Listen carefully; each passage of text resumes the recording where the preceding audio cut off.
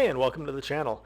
I recently upgraded my miter saw to this 12-inch sliding Delta miter saw, and I thought it was a great opportunity to work on some shop furniture and build out a mobile cabinet for both it and my oscillating spindle sander. Space is at a premium in my shop because I'm working out of one half of a two-car garage, and my wife still likes to park in there. So I wanted to make sure this miter stand was mobile and as compact as possible. For that reason, I haven't added wings to the sides yet to support longer work pieces, but that may be coming in the future. This project began by breaking down a sheet of 3/4 inch birch plywood. I opted to use a circular saw and edge guide because I don't own a track saw, and this sheet was a little too large to fit on the table saw. Once it was broken down in half, I moved over to the table saw to cut it to rough size. I was then able to finalize the size on the table saw and cut everything to final dimensions. Now when cross-cutting the plywood, I like to score the bottom by moving the blade just about 1/8 of an inch up, and that really helps prevent tear out. After scoring, you can go ahead and raise the blade up and make your through cut.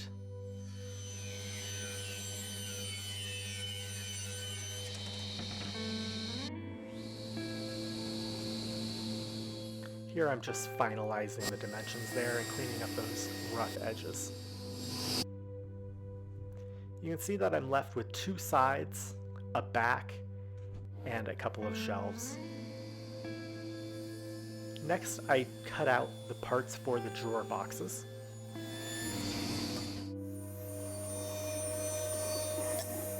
And you can see they're using that gripper from Micro Jig. Makes it really easy and safe to operate the table saw.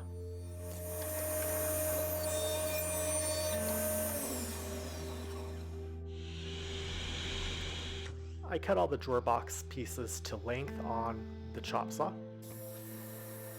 And you can see that I used a stop block there to make sure that everything was the same size. Eventually on this build, I'll add some wings to the cart and an integral stop block system. And there's all the drawer parts. A 6-inch, a 3-inch drawer, and then a 2-inch that will go at the bottom of the cabinet to hold the spindle sander. Next, it was time to assemble the box. And you can see here I started on my table saw, but eventually I moved down to the floor because I needed a little extra space. Someday maybe I'll have to build an assembly table. Now the box for this cabinet was assembled with pocket screws, and you can see that I went a little overboard in the number of screws that I used. The top is inset down 4 inches, and that's to accommodate the saw. My saw is 3 3/8 of an inch tall, but this will future-proof it for other saws, and I can just shim it up to the 4 inches. Next, assemble the drawer boxes, and you can see that again, these are assembled using pocket screws. I'm not using anything fancy, just the most inexpensive Craig pocket hole jig for this, but someday maybe I'll upgrade to one of the fancier ones that has an integrated clamp. It would make this a lot easier to do.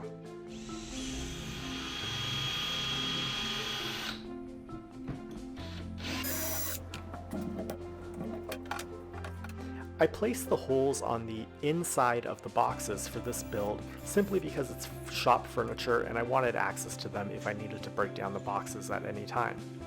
If I were building something a little nicer, like say for a kitchen, I would place the pocket holes on the outsides of the boxes and then cover them with false fronts.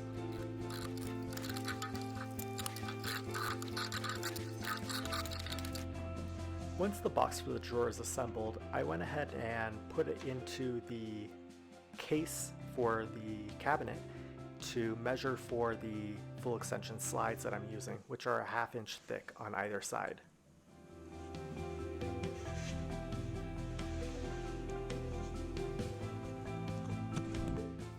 Once I was happy with the size of the drawer boxes, I went ahead and continued assembling the remaining drawers, again using glue and pocket screws to assemble them.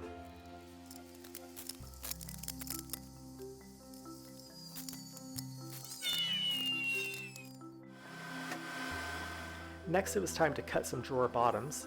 I am using 1/2-inch birch plywood for this because I want to make sure that these bottoms are strong enough to support whatever I happen to put in them. They're going to hold jigs, blades, tools, things like that. I began by cutting them to rough size, and then I used referential measurements from the actual drawer boxes to make sure that they were cut to the exact size. Another option here would be to cut the drawer bottoms oversized and then use a flush trim router bit to flush them up.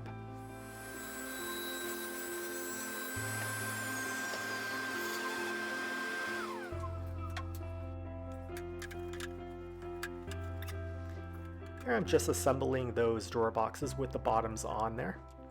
And I did that by pre-drilling and then countersinking and then using some number 6 wood screws.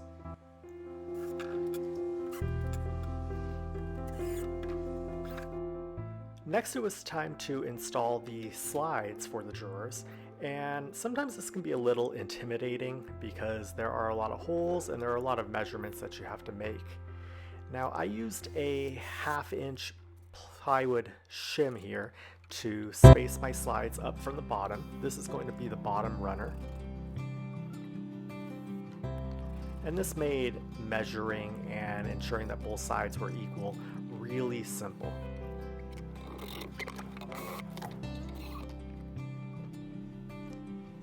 Next, I reinserted the extensions into the slides so that I can actually attach the drawer box.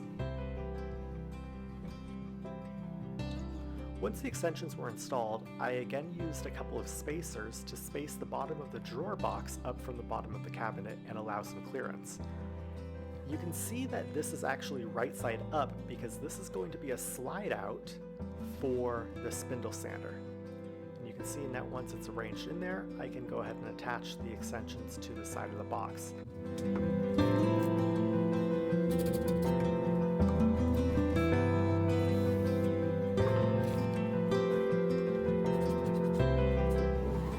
Once the first couple of screws are in, I remove the box with the extensions to attach the final screws. I find that this method of installing slides and drawers is really kind of foolproof.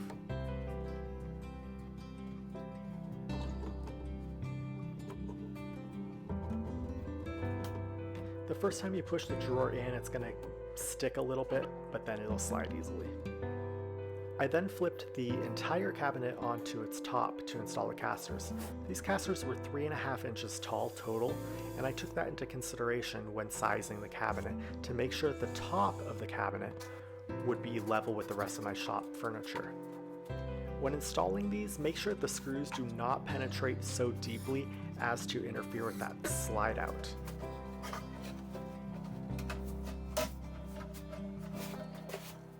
I then went ahead and put the spindle sander into the slide out just to make sure that everything was working correctly and also to measure.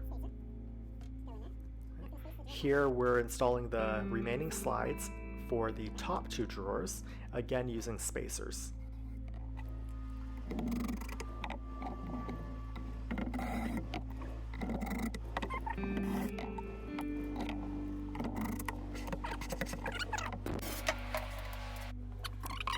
I used a larger spacer to space the 2 drawers apart to make sure that the bottom of the slide was even with the bottom of the drawer boxes for each of the drawers.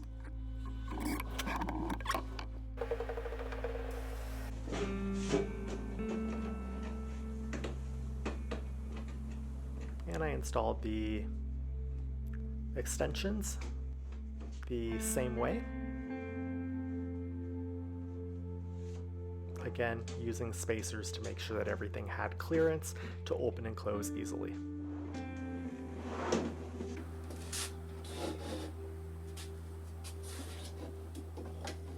Here I'm using those same spacers to make sure that the space between the top and the second drawer is consistent before attaching the extensions to the drawer box. I really find that using spacers saves a lot of time and headache over measuring. Next, it's time to install the center support. Again, using a piece of 1/4-inch plywood as a spacer for that support to provide clearance underneath the bottom drawer.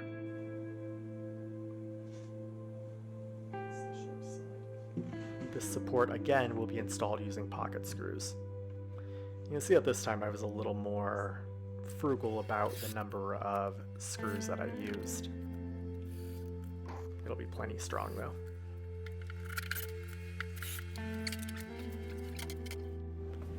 Once the drawer boxes are installed, you can go ahead and measure for the drawer fronts as well as the cabinet that will cover up that bottom area with the spindle sander. I got this piece of cherry from Rockler, and I wanted to use it because it had some nice grain in it and it was wide enough to make both of the drawer fronts and still have continuous grain through them, which I thought would look pretty cool. I went ahead and cut them about a 1/2 inch oversized to begin with, and that way I can fine tune them later.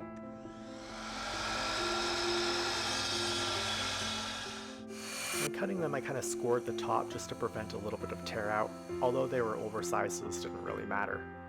And there, I almost broke my GoPro because I had no support underneath it. Here I'm trimming the drawer faces to size on the table saw. Kind of sneaking up on a perfect fit there. Okay, so those are my 2 pieces. And there you can see that the grain is continuous through the 2 drawers, and if I spread it open a little bit here, you can see what that's going to look like with a proper gap in between them. I think it's a pretty cool look. Now I sometimes like to use pennies as spacers for drawer faces because they give a pretty consistent, roughly 1/16 of an inch gap. So here I'm using a number of pennies to space out the bottom of that bottom drawer face. And I'll do the same for the top drawer face. And you can see that that looks pretty nice with a nice consistent reveal around. To install these false fronts, I went ahead and pre-drilled for the hardware that I'm going to use, the pulls. And I'm now using those holes to actually attach the drawer face to the drawer box, just using a couple of construction screws. These are going to be temporary while I attach the drawer front permanently from the inside using a couple of number 6 wood screws.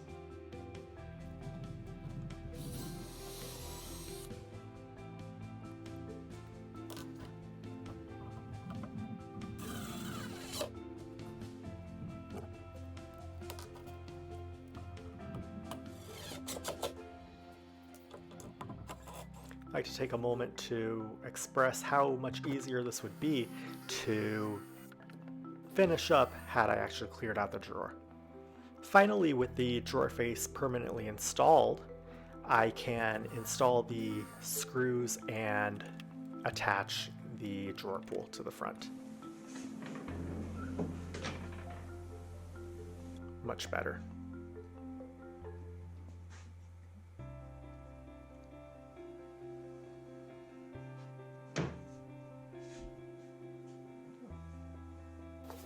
Finally, the whole process is repeated with the top drawer face. Again, using pennies to space it out so that I get that nice 1/16 of an inch reveal between the 2 drawers. When you're doing this, make sure that you do actually align the grain if you are using continuous grain.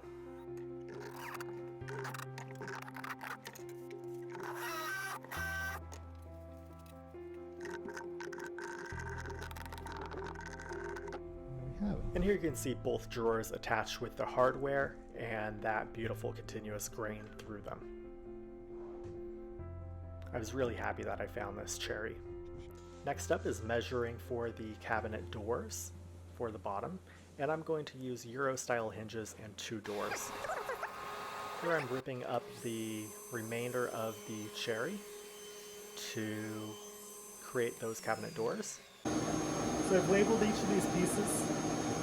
when I know which side I'm cutting the dado on, and then adjust the table fence and the blade to cut a 1/4 inch dado in each of these pieces for my plywood.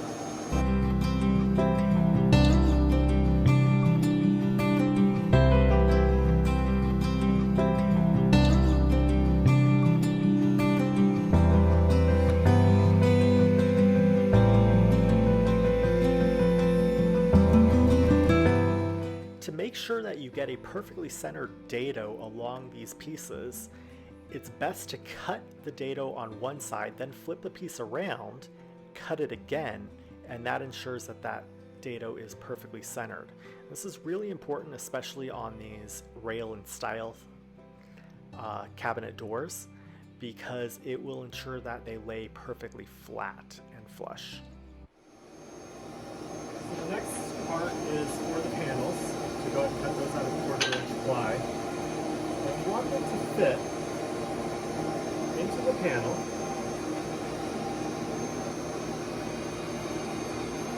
and leave just a little bit of room so if they fit in there. There's not going to be any expansion or contraction with these because it's plywood. Next, go ahead and rip your plywood insert panels. These are 1/4 inch plywood, and I'm ripping them to width here. And they've already been cut to length, and then doing a test fit to make sure that they do in fact fit inside the frame pieces that we created. All these plywood pieces got sanded to 220 and the edges beveled to make sure that they would insert into the frame more easily, and then finished with some General Finishes high performance polyurethane. Pre-finishing these panel inserts ensures that once the cabinet doors are assembled, you won't have any areas of unfinished wood that show. Finally, I glued up the frames with the panels inserted. And I'm using Titebond 3 here just for a little bit of extra working time, even though these won't really be exposed to water.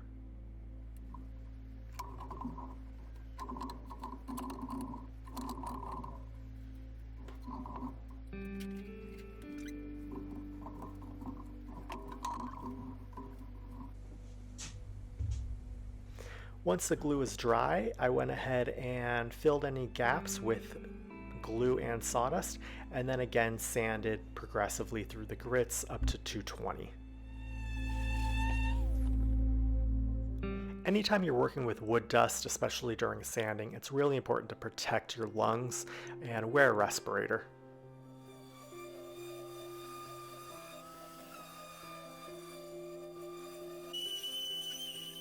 Not to mention, it does keep you COVID safe.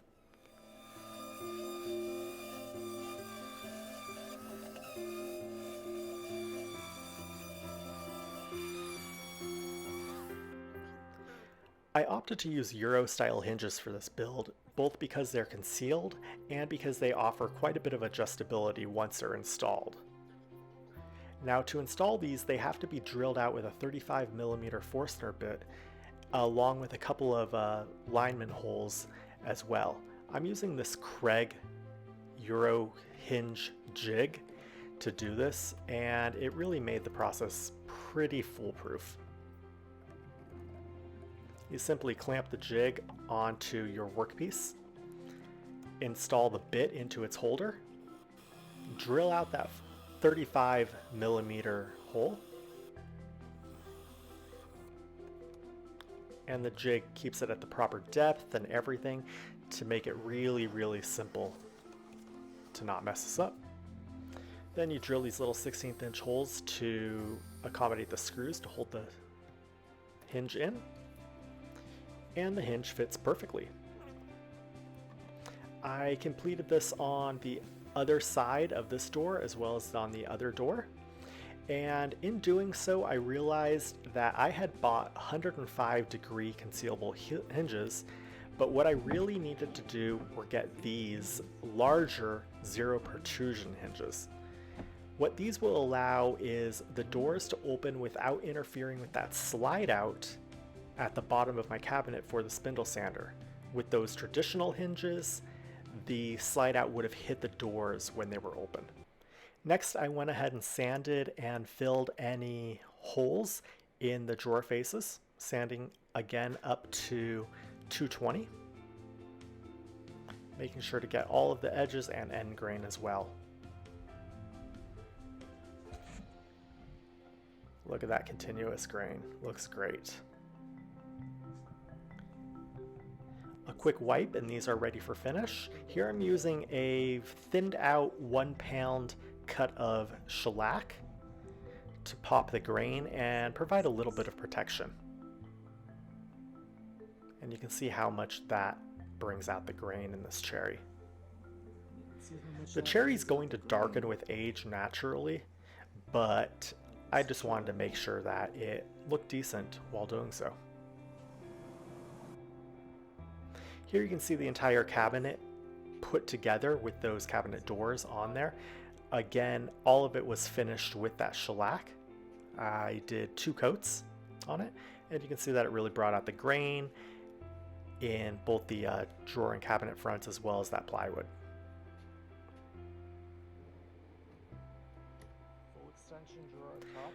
I'm really happy that I used full extension slides on this build because it does allow me to reach the back of those drawers, which will come in handy later on down the road when I've got them full of parts and jigs and blades and things like that. You can see those 0 protrusion hinges here that allow the doors to open enough to allow that slide out to come out fully without hitting the doors. Hey, I really appreciate you taking the time to check out this build. Hopefully you learned something or at least got some ideas for your next build. Do me a favor and go ahead and hit that subscribe button and click that bell notification so that you'll be notified the next time I upload something, which will be additional builds and possibly some changes on this build. Leave me a comment if you liked what you saw and any ideas for future builds that you'd like to see or anything else you'd like to see on my channel. Thanks again. Have a great day.